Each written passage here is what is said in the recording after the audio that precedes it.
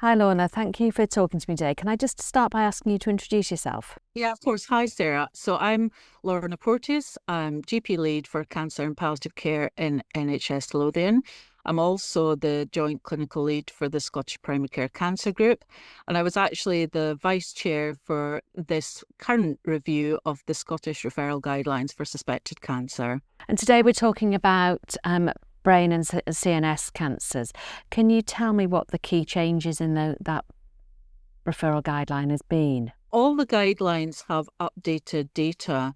I think for this particular section for brain and CNS, I think the thing that jumps out at me is about the routes to diagnosis, in that 70% of those with a brain CNS tumour are diagnosed through emergency routes.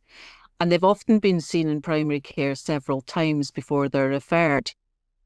And I think that's because it's a timely diagnosis is really challenging.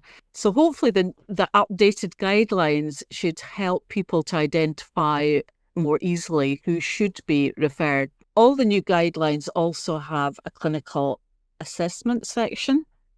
And basically, there's just more detailed descriptions of the sort of symptoms and signs that you should be looking for. I think, for example, in this particular one, rather than just talking about headache, it gives you a lot more detail about what the sort of features of a headache caused by raised intracranial pressure would have. It also talks about headache plus, because headache on its own is very unlikely to be due to a brain tumour, but the sort of things that go along with a headache that might make you more concerned. Guidelines split into assessment and referral advice. What's the key information that's included there? Detecting the symptoms and signs of brain tumours can be really challenging. So the symptoms can be physical, they can be cognitive, they can be psychological. Some of them are a lot more obvious than others. So obviously, if somebody presents with something physical or they have a seizure, that's obvious and probably would be referred pretty quickly. But many of the symptoms are really subtle and they might require direct questioning.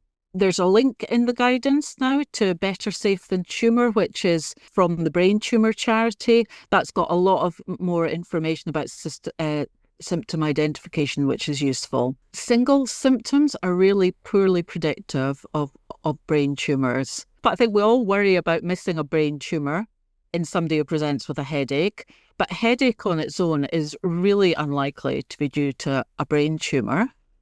But if headache with cognitive symptoms as the presentation, the risk increases dramatically. So that's one of the other things within the assessment and the referral. There's expanded criteria for emergency same-day referral. Basically, now it is 2 or more of new headache, new seizure, papilledema, or new focal neurological deficit. In the urgent suspicion of cancer referral section, it's what we talked about before. It's headache plus other symptoms. So it's headache plus cognitive change or personality change or a history of another cancer or HIV is what's in that section now. And the other section that I know you've now got on the guidelines is the good practice section. What's included in that bit?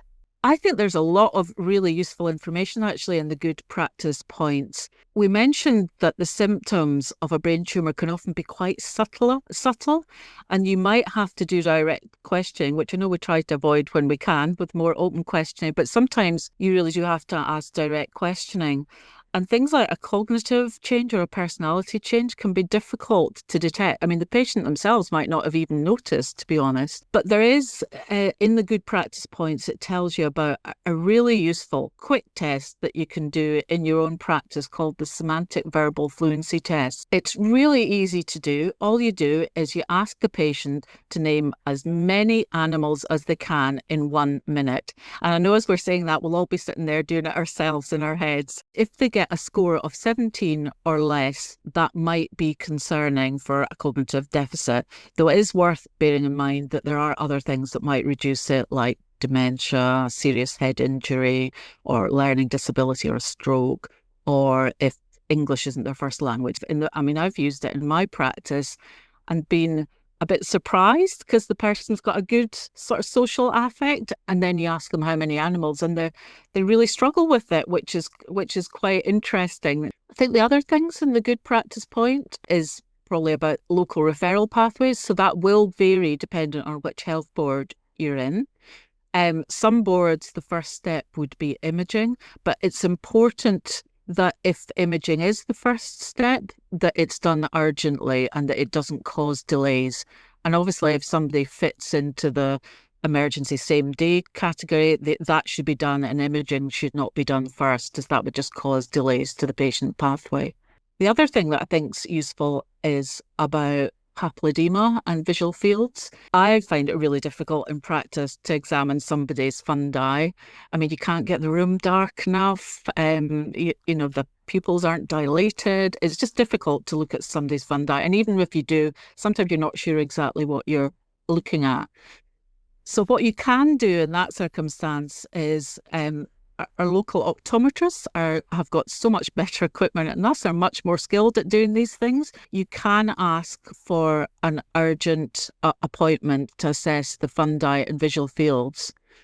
It's really important that you do ask for that specific test, just the fundi and the visual fields, because that can be done really quickly by an optometrist. But if you do that, it's important that there's a clear plan as to who is then going to act upon the results. And it may be if papilledema is detected that it needs emergency same-day referral. The last thing I was going to talk about is the National Headache Pathway Link. The National Headache Pathway Link gives you advice on guidance for other types of headaches about management and when referral is necessary.